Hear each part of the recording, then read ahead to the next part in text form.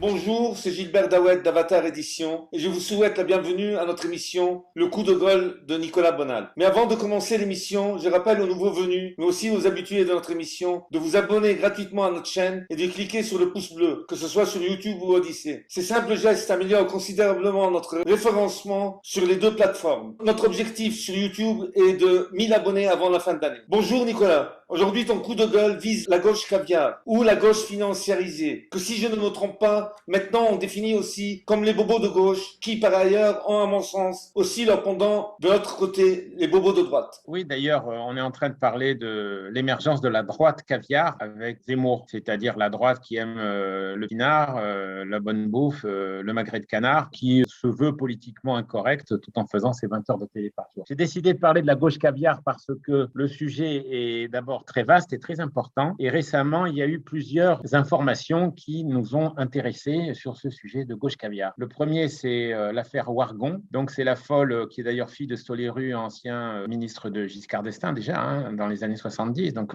tout ça se transmet de père en fils. Donc, on est vraiment dans le règne de la bourgeoisie au sens le plus marxiste du terme, ou au sens des dynasties bourgeoises de Baudelaire, je crois. Exact. On est donc avec Wargon qui veut enlever les maisons aux Français tout en ayant elle-même son pavillon à 2 millions d'euros dans la banlieue parisienne à Saint-Mandé. C'est-à-dire, en fait, on est tout à fait dans le découplage de ces élites folles. Elles veulent voler dans les avions privés ou dans les jets à 65 millions de dollars, je crois, pour Jeff Bezos qui se propose lui aussi de sauver la planète. Et d'un autre côté, elles veulent nous priver de voitures ou elles veulent nous priver de maisons et elles veulent aussi nous priver d'argent, confère Christine Lagarde, qui est haute fonctionnaire depuis 20 ans, mondialiste maintenant, et qui incarne la caricature de cette gauche caviar supérieure. Il y a 3 niveaux de gauche caviar, je vais les donner. Il y a le bobo citoyen, il y a aussi le retraité et le fonctionnaire. Ça, c'est le petit bobo, celui qui circule en trottinette électrique dans les rues de Paris, qui est extrêmement con, avec qui on ne peut plus discuter. Il y a un niveau supérieur, le député socialiste ou le riche libéral, le riche profession libérale. Moi, j'en ai connu dans mon milieu, architecte en général, pas mal de bobos libéraux là-dedans, et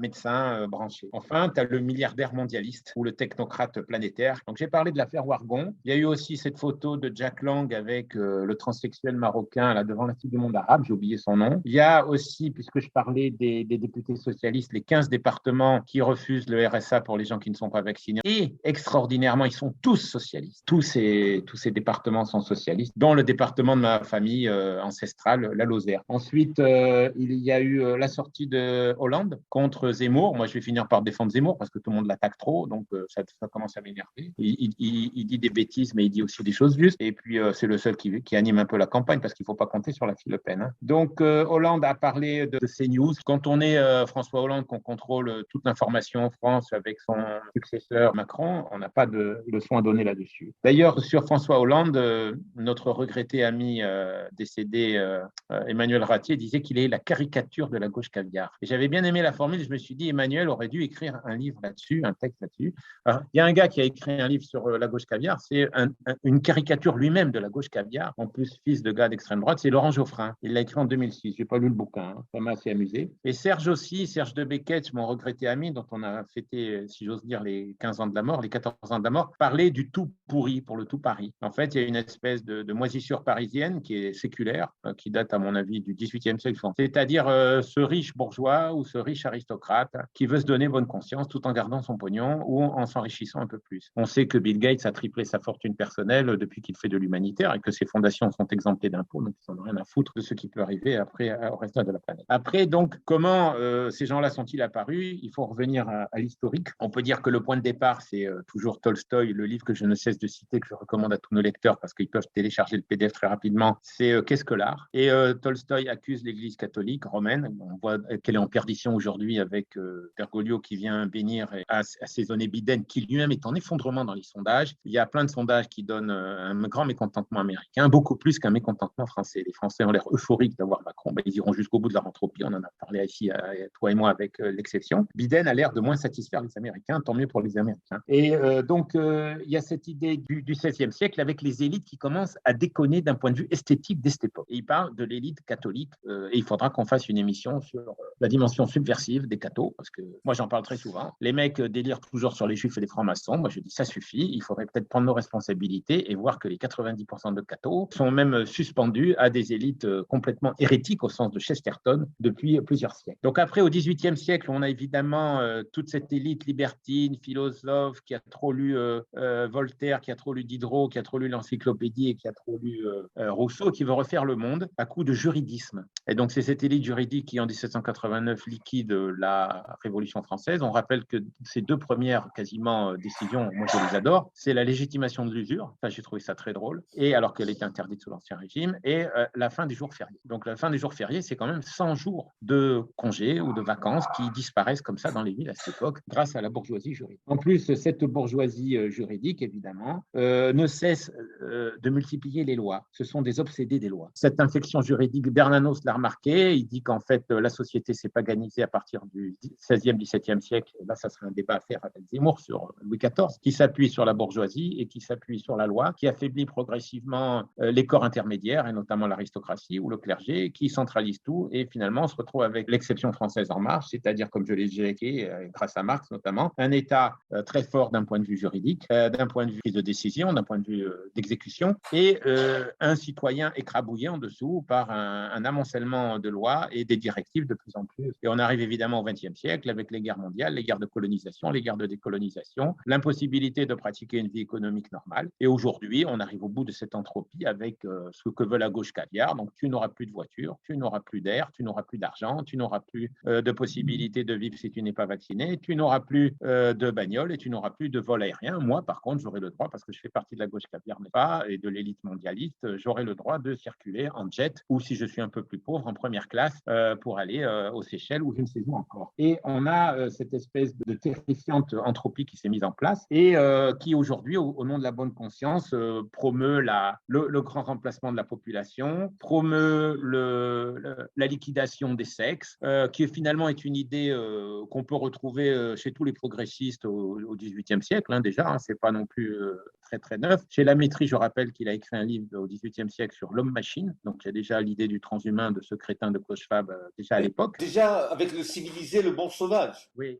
de la colonisation. Oui, donc le bon sauvage, c'est déjà le grand recette, c'est la remise à zéro des compteurs. On prend modèle des cannibales des îles. Alors on a ça dans le voyage de Bougainville de Diderot, bien sûr, mais on a ça aussi chez Montaigne, avec le fameux chapitre sur les cannibales, où il admire en fait le fait qu'ils n'ont rien. Ils n'ont ni roi, ni coutume, ni loi, ni ci, ni ça. Ils n'ont rien, c'est zéro. Et c'est exactement la société actuelle où on veut revenir à zéro par l'absence d'énergie, l'absence d'économie, le pullulement législatif, l'interdiction des sexes et tout le reste. Et tout ça, donc, c'est une espèce de vieille malédiction occidentale de revenir à zéro, de faire le recette. On a déjà parlé une fois des Huguenots qui voulaient aussi refaire le monde à zéro, qui ont détruit toutes les églises, un énorme patrimoine architectural au XVIe siècle. Il y a un très bon livre là-dessus, publié jadis par Bouquin sur l'histoire du vandalisme en France, notamment les guerres de religion et la Révolution française. Et puis, on a en voie d'achèvement tout cet évangile mondialiste qui s'est mis en place à partir du XIXe siècle et qui rêve de faire de la planète un seul pays, une seule nation, avec une seule langue. On a ça donc chez Anarchis Clotes pendant la Révolution française. On a un texte que j'ai dégoté, j'en étais très content, de Ulysse Grant, le président américain qui est souvent cité dans les films américains et autres. Et en fait, Grant parle en 1873 pour son discours de réélection, il vient d'être élu, je crois, c'est son discours d'adresse, d'un monde futur où il n'y aura plus qu'une nation et plus qu'une seule langue. On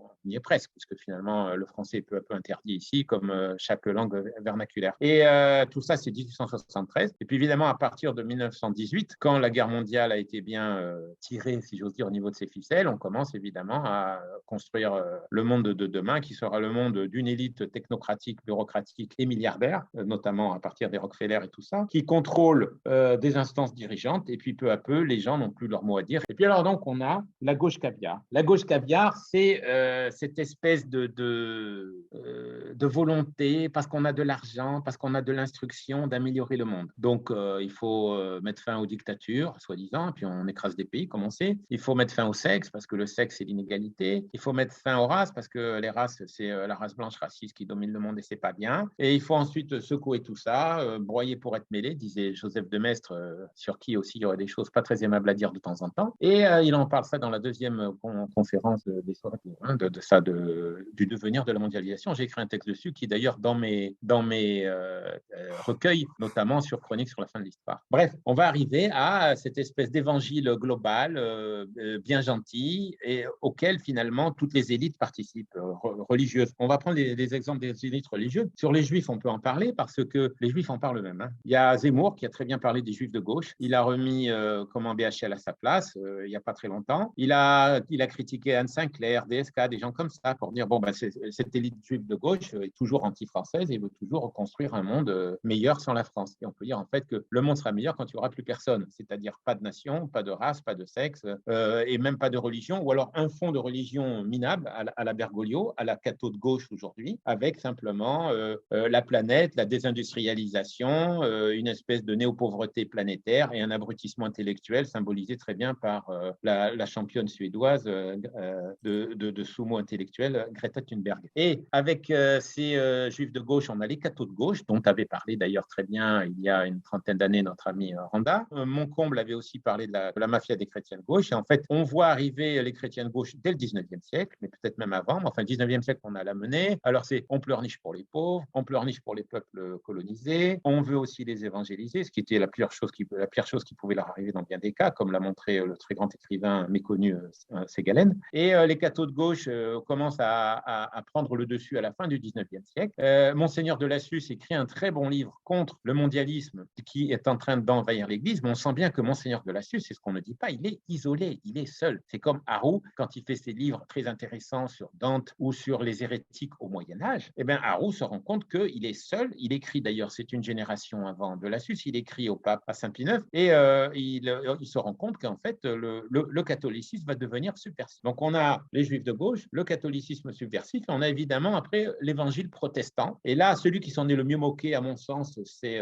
Marx. Je vais donner une anecdote qui est amusante, qu'il raconte dans le Capital, le fameux chapitre sur l'accumulation primitive que je cite souvent dans mes textes et que je recommande à tous les lecteurs, parce qu'il n'est pas très long, il est prodigieux de richesse. Et Marx donc se moque d'une certaine duchesse écossaise, Sutherland. Donc la bonne femme, elle amène, c'est exactement ce qu'a dit Zemmour à BHL, vous aimez les lointains, mais vous n'aimez pas vos prochains. Et alors, Sutherland pleurniche pour les Noirs en Amérique et veut l'abolition de l'esclavage. Donc, elle fait venir la fameuse crétine, la Harriet Beecher Stowe, la case de l'oncle Tom. Ça pleurniche ensemble contre le sort des Noirs. Et au même moment, elle vire 15 000 paysans et pêcheurs de ces côtes écossaises. Elle les vire. Il en parle. Il voit bien, Marx aussi, ce dédoublement de la personnalité bourgeoise, aristocratique, humanitaire. C'est ce que l'autre a appelé les worthless victims, les victimes qui ne comptent pas. Il y a des victimes qui comptent et des victimes qui ne comptent pas. Le type de la gauche caviar est tout à fait schizophrène. Le Palestinien ne compte pas. L'Irakien ne compte pas. Le Libyen ne compte pas. Ce qui compte, c'est... Alors moi j'ai ça comme pub tous les jours sur YouTube. Quand je vais voir un épisode de quelque chose, il y a un Ghanéen qui serait embêté par un gouvernement homophobe. Et là, ils sont prêts à faire la guerre au Ghana. Personne ne sait où ça va. On ira envahir le Ghana comme on a essayé d'envahir la Palestine. Il n'y a personne qui se plaindra. Donc il y a ces victimes qui ne comptent pas. Et c'est typique de la bonne conscience bourgeoise. On est encore dans la tartufferie molièresque, parce que moi, je me réfère toujours à cette espèce d'émergence catastrophique de l'homme moderne à partir du milieu du XVIIe siècle. Je rappelle la grande phrase du chercheur souvent sous-estimé, que moi j'estime beaucoup parce que je l'ai lu et relu, Fukuyama. Fukuyama a dit « Le bourgeois, c'est du social engineering anglais. On a créé le bourgeois au XVIIe siècle. On a créé ce crétin abruti et, comme dit Taine un siècle avant Fukuyama, il a bien réussi en France parce que l'État en avait besoin pour encadrer la société, encadrer l'État et casser l'aristocratie qui gênait. Et l'aristocratie est devenue une espèce d'oripeau imbécile en France, un refuge, comme je dis dans un de mes romans rigolants, de Mandeville. C'est des gens pas très sérieux, qui ont été marginalisés, qui n'ont plus joué un rôle historique comme en Angleterre, d'ailleurs, qui, pour le coup, a mieux maintenu son aristocratie jusqu'au début du XXe siècle. Et on a créé le bourgeois, et le bourgeois, évidemment, incarne parfaitement le Tartuffe qui, d'un côté, va vouloir gagner du pognon, être très dur en affaires et écraser les gilets jaunes, mais de l'autre, évidemment, il va vouloir faire sa bonne action, priver sa fille de son sexe, priver son pays de sa nation et priver le français de sa patrie. Ça, c'est le bourgeois abstrait. Et là-dessus, j'ai écrit un texte qui était assez important, qui a été assez lu, je crois, sur Paul Nizan. Nizan a écrit un texte sur les bourgeois et il note que ce que veut le bourgeois, c'est l'abstraction. C'est-à-dire que l'homme concret, il ne sait pas ce que c'est, la femme concrète, il ne sait pas ce que c'est. On va donner un excellent exemple. Il y avait un débat de Zemmour qui se faisait insulter par une folle sur je ne sais quelle chaîne. Et donc, elle lui reproche de ne pas comprendre que la Révolution a libéré la femme. Il lui dit la femme était très libre sous l'Ancien Régime, beaucoup plus que la femme de Napoléon. Raison, il fait un rappel historique, mais comme lui, c'est l'histoire et pas les autres, c'est très difficile de discuter avec des ignares. Ça, c'est un vrai problème. Et moi, ce que j'aurais voulu ajouter à la pétasse, c'est que c'est l'inventeur de la machine à laver dont elle ne connaît pas le nom qui a libéré 90% des femmes. 90% des femmes étant pauvres devaient faire leur lessive à la main et celle des riches. Ces gens-là, on les oublie. J'avais fait un texte qui a été très lu en Italie sur Come Don Quixote et sur l'inventeur de l'air conditionné, parce que moi, je vis dans un endroit où il faut à tout prix l'air conditionné, qu'ils vont nous enlever. Je ne sais pas comment je vais faire. Il s'appelait Carrier. C'est un ingénieur américain, Willis Carrier, fait chercher son nom sur Wikipédia, pour une fois que Wikipédia sert à quelque chose et pas à faire de l'évangile de la cancel culture. Et Wikipédia explique qui était cet ingénieur qui a inventé l'air conditionné avant la Première Guerre mondiale. Là encore, on nous fait toujours un plat sur nos progrès technologiques. Depuis à peu près 100 ans, on n'a plus une invention utile, ni en aviation, ni en confort personnel, etc. Il y avait déjà la machine à laver, il y avait déjà l'aspirateur, il y avait déjà l'aviation, etc. À partir des années 30, on n'a plus inventé grand-chose. Et même au niveau des satellites, tout était au point dès cette époque. Enfin, ça, c'est un autre débat. Le terme, donc, c'est que cette gauche caviar, en France, donc, elle a joué un rôle très important pour les raisons que je viens d'expliquer, la Renaissance, les Lumières, le protestantisme, les Juifs de gauche dont a parlé Zemmour, et ensuite cette espèce d'affaissement global de l'intellectualité, de la réactivité des gens, dont on parlait des gens aussi différents que Drummond, Bernanos ou Céline. Et donc la gauche caviar, elle a pris un pouvoir catastrophique à partir des années Mitterrand. Charles Gave en a bien parlé puisqu'il dit que c'est des années Mitterrand que date l'effondrement de l'économie française et la désindustrialisation de la France, avec des réseaux de corruption qui s'organisent avec le jeu des privatisations, dont n'est pas responsable Mitterrand, mais enfin des privatisations et des nationalisations. Ensuite, cette élite mondialiste de gauche caviar qui contrôle complètement les médias devient évidemment fanatiquement européenne, fanatiquement mondialiste, fanatiquement pro-américaine, et elle n'a qu'une seule obsession, c'est de liquider le pays. C'est assez rigolo. Et la gauche caviar s'est mise en place en 83-84. Je rappelle que mon éditeur, qui est celui qui m'a réédité Mitterrand, le grand initié, qui me l'a fait réécrire d'ailleurs, j'étais très content de le réécrire, Thierry Pfister a écrit Lettre ouverte à la génération Mitterrand qui marche à côté de ses ponts. Je l'ai là, le livre, je l'ai racheté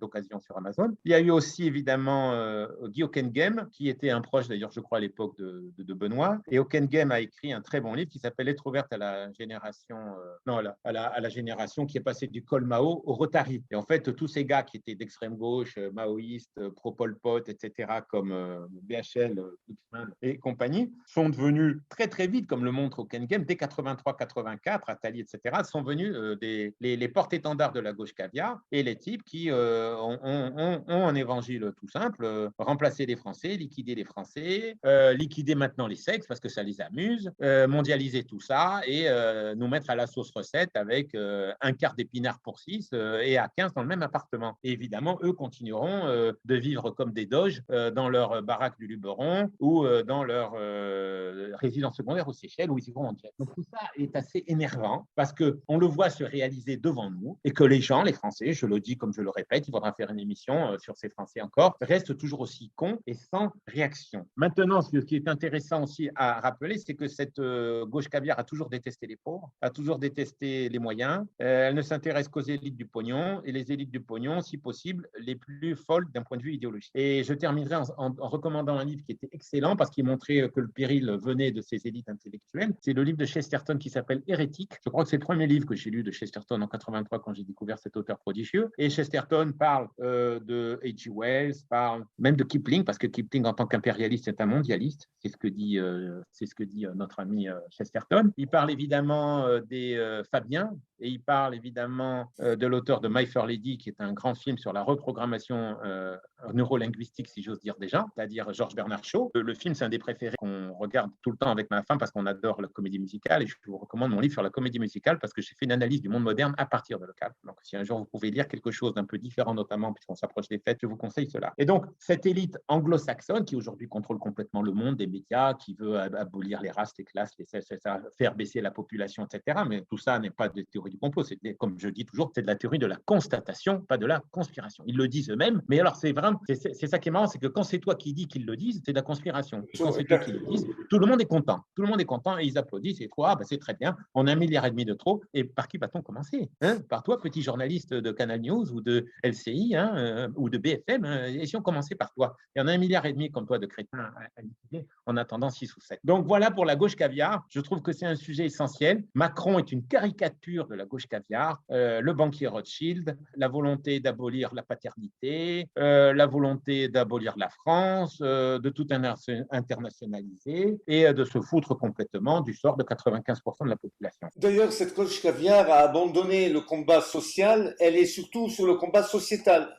Elle a épousé la cancel culture. Je crois que la gauche sociétale, la gauche caviar n'a jamais eu de prétention sociale. Elle a toujours très mal traité la classe ouvrière française qui était très mal traitée par rapport à la classe ouvrière allemande, alors que l'Allemagne était dirigée encore par une élite aristocratique et princière. Là, on était essentiellement dirigé par des fonctionnaires et des bourgeois et des banquiers et ça se passait mal pour les pauvres sous la Troisième République. On l'a toujours su. Et par contre, elle a été sociétale, on le sait très bien maintenant, dès l'affaire Dreyfus. C'est-à-dire que son positionnement, ça aussi Zemmour en a parlé, son positionnement est intellectuel, sociétal, contre l'intolérance, contre le racisme, contre l'antisémitisme, et puis progressivement, ça a gagné toutes les races de la Terre, si j'ose dire, et tout est bon à prendre, sauf le français. Et là, on est face à une entropie qui a plus de 120 ans, et on arrive aujourd'hui à des conséquences, des conséquences épouvantables. On le voit dans le quotidien des Français, mais moi, comme je le répète, si les gens revotent Macron pour 60%, avec 60% des voix l'année prochaine, il faut arrêter de se plaindre. C'est ce que je dis depuis le début. Le français est volontaire. Ok, je suis le peuple des droits de l'homme, je suis le peuple de l'amour, de la tolérance, je suis le peuple de ci, le peuple de ça. Ben, vas-y, hein, et qu'on t'oublie. Et bon, et c'est la parole de la fin pour cette émission. Je te remercie, Nicolas. Je rappelle à tout le monde de s'abonner à notre chaîne. Merci. Voilà, à bientôt.